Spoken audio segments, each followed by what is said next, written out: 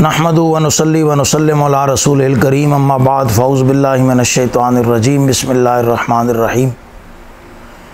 मुफ़क्किर इस्लाम हज़रत अल्लामा क़ारी मोहम्मद ज़फ़्फ़ार बहादुर साहब दामत बरकातुहुल आलिया की तबीयत पिछले चंद माह से अलील है, तो शुगर की वजह से और कमज़ोरी और नकात की वजह से जब कुछ क़िबला कारी साहब बेहतर फ़ील करते हैं तो हम आपकी खिदमत में हाज़िर होते हैं, और जब तबीयत ज़्यादा ख़राब हो तो कभी कभी नागा भी करते हैं।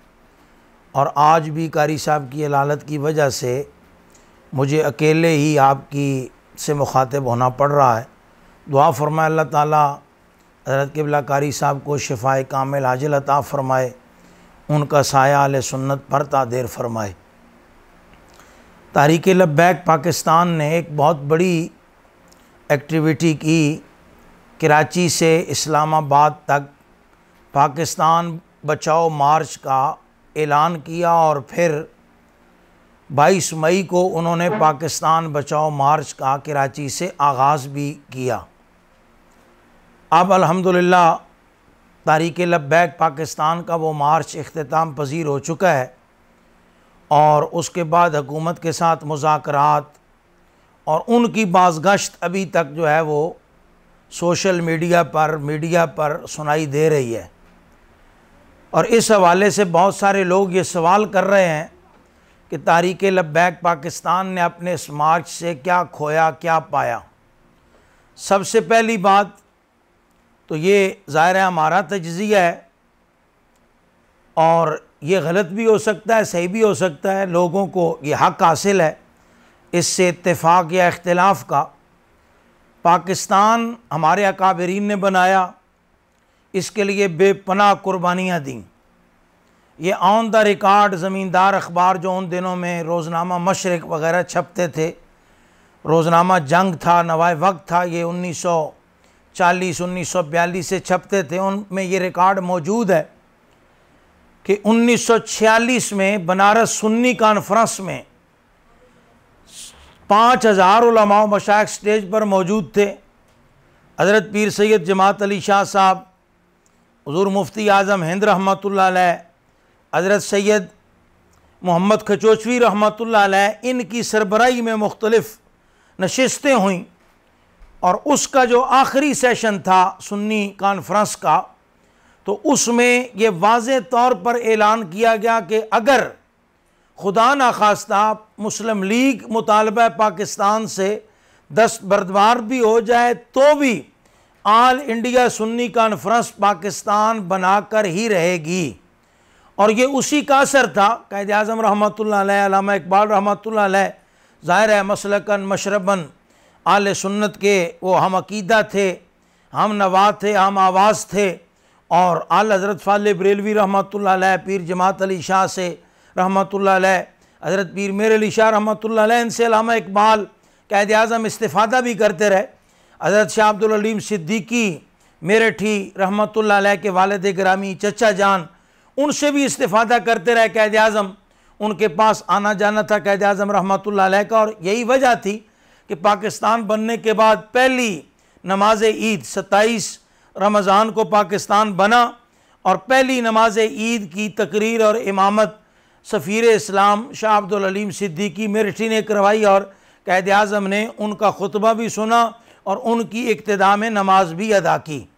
हमारे अकाबरीन ने पाकिस्तान बनाया तो ज़ाहिर है हम उनकी औलाद हैं। अल्हम्दुलिल्लाह खून के आखिरी कतरे तक हम पाकिस्तान को बचाने की, इसके तहफ़्फ़ुज़ के, इसकी तरक्की खुशहाली के लिए कोशिश करेंगे।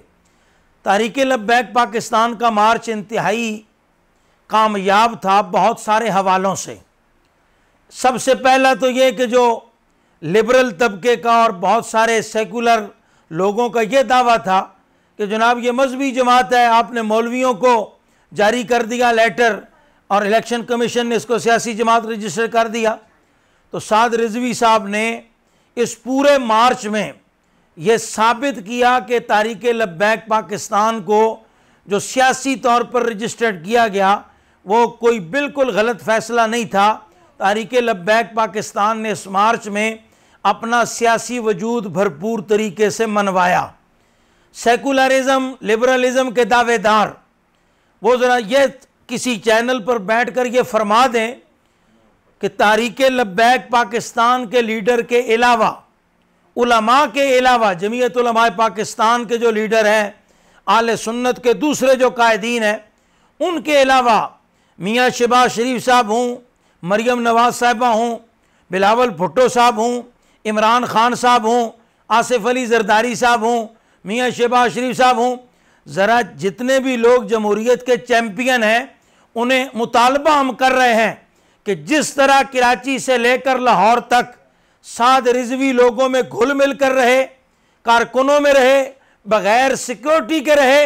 वो कराची से लाहौर नहीं, सिर्फ किसी एक जलसे में हमारा मुतालबा है कि जिन लीडरों का मैंने नाम लिया है वो इस तरह अवामी इज्तिमा में आ जाएं, उनको अपनी हैसियत का पता चल जाएगा। दूसरा जो बहुत बड़ा टर्निंग पॉइंट है कि लाहौर से, कराची से लाहौर तक, आगे तक भी किसानों ने, ताजर बरादरी ने, स्टूडेंट्स ने, वकला ने और दीगर शोबाए ज़िंदगी के लोगों ने खुलकर तहरीक लब्बैक पाकिस्तान के मार्च में शिरकत की और तहरीक लब्बैक की क़यादत ने उनको कंटेनर पर बुलाकर उन्हें इज़हार ख्याल के मौक़े फराहम किए और उन्होंने तहरीक लब्बैक की हमायत की, जिससे ये साबित होता है कि तहरीक लब्बैक पाकिस्तान जो है ये इंशाअल्लाह सुन्नी क़यादत सारी मिल के तहरीक लब्बैक पाकिस्तान के साथ, तो ये साबित होता है कि इंशाअल्लाह पाकिस्तान का मुस्तकबिल आले सुन्नत के हाथों में है और आले सुन्नत के हाथों में पाकिस्तान का मुस्तकबिल आएगा तो ही पाकिस्तान तरक्की करेगा। ये एक टर्निंग पॉइंट था, अच्छी बात है, पॉजिटिव बात है। तीसरी बात कि साद रिजवी साहब ने अपने आप को बिल्कुल किसी कंटेनर में बंद नहीं किया, किसी जगह पे नहीं, बल्कि उन्होंने सब लीडरों को यकसा मौक़े किए और बहुत अच्छी बात यह की कि आले सुन्नत के कायदीन को मुख्तलिफ मौक़े पर दावत दी। गुजरांवाला में, हैदराबाद में, सखर में, रहीम यार खान में, मुल्तान में, लाहौर में मुख्तलिफ सुन्नी कायदीन तहरीक लब्बैक के स्टेज पर आए, उन्होंने इज़हार ख्याल किया। इससे इत्तेहाद आले सुन्नत की राह हमवार होगी। ये बहुत अच्छा पॉइंट है और साद रिजवी साहब का ये बहुत अच्छा इकदाम है। हमारी राय में ये था कि साद रिजवी साहब बेशक मुज़ाकरात करते, क्योंकि शुरू दिन से हमारा तो यही है कि मुज़ाकरात के बगैर तो बात नहीं होती। एक बंदा एक पॉइंट पर हो, दूसरा बंदा दूसरे पॉइंट पर और दोनों अपनी अपनी जगह पे खड़े रहें तो ज़ाहिर है बातचीत कैसे होगी, मुज़ाकरात होंगे, बातचीत होगी, तभी कोई बेहतर नतीजा, बेहतर फ़ैसला जो है वो निकलता है। और वो तहरीक लब्बैक की क़यादत ने हुकूमत के साथ मुज़ाकरात करके ज़ाहिर है बहुत सारे मुतालबात मनवाए, अल्लाह करे उन पर अमल दरामद भी मिन्नो अन हो जाए। हुकूमत को मतलब झूठ से काम ना ले, दोगली पॉलिसी से काम ना ले और उन पर अमल दरामद कर दे, तो वो बहुत बड़ी अचीवमेंट है। लेकिन हमारी राय ये है कि अगर इस्लामाबाद जाके ये मुज़ाकरात किए जाते तो ये बहुत अच्छा रहता और ये मार्च जो है वो पहले से जितना अब कामयाब हुआ इससे कई गुना ज़्यादा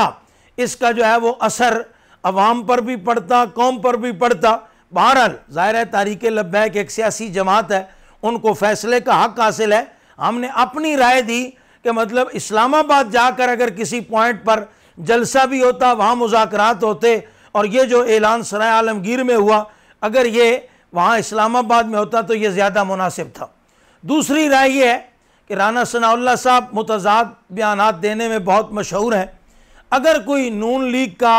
समझदार आदमी वो अगर मुज़ाकरात में शरीक होता राना सनाउल्लाह साहब की जगह पे, तो शायद तहरीक लब्बैक के लिए बहुत ज़्यादा ये मतलब अचीवमेंट और पॉजिटिव पॉइंट होता, क्योंकि जो मुखालिफिन बहाने ढूंढ के कामयाबी को गदला करना चाहते हैं तहरीक लब्बैक पाकिस्तान को, वो मतलब अपनी वो जो हसद की आग है वो बुझा के राना सनाउल्लाह का नाम लेके, तो शायद उन लोगों को भी ये मौका न मिलता कि मतलब कि जनाब वो ये हो गया तो वो हो गया, फलां हो गया। ज़ाहिर है जो बंदे हुकूमत नामज़द करती है, ये हमें तो सियासी जमात के तौर पर पता है कि जब मुज़ाकरात होते हैं तो उसमें ये मुतालबा थोड़ा रखा जा सकता है कि भाई फ़लाँ बंदा ना आए, फ़लाँ ना आए। ज़ाहिर है हमने अपनी बात मनवानी होती है, जो भी आ जाए।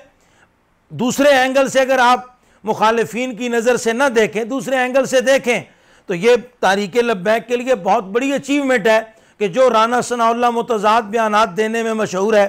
और दूसरे लोगों के मुताबिक वो बड़ा मतलब फ़लाँ भी है और फ़लाँ भी है और राना सनाउल्लाह ने ये भी कर दिया वो भी कर दिया, तो उनकी खिदमत में अर्ज़ है फिर आप माने ना कि साद रिजवी अभी नौजवान लीडर है, अभी उसकी इतनी उम्र नहीं है, लेकिन आपके बकौल कि जो राना सनाउल्लाह कादियानियों का हामी है, काफरों का हामी है और बहुत सारा, तो साद रिजवी ने कम अज़ कम राना सनाउल्लाह को भी बैकफुट पर इस बात पर मजबूर कर दिया कि राना सनाउल्लाह ने भी कहा कि तारीक़ लब्बैक का मेन एजेंडा जो है वो नामूस रिसालत है, लेकिन कौम का दर्द लेकर निकले। तारीक़ लब्बैक ने अपने आप को सियासी जमात मनवाया और इंशाअल्लाह इस मार्च के असरात जो है वो आगे चल कर निकलेंगे। और मैं उम्मीद करता हूँ कि साद रिजवी साहब अपने बड़ों के साथ जिस तरह मार्च से पहले मुशावरत की,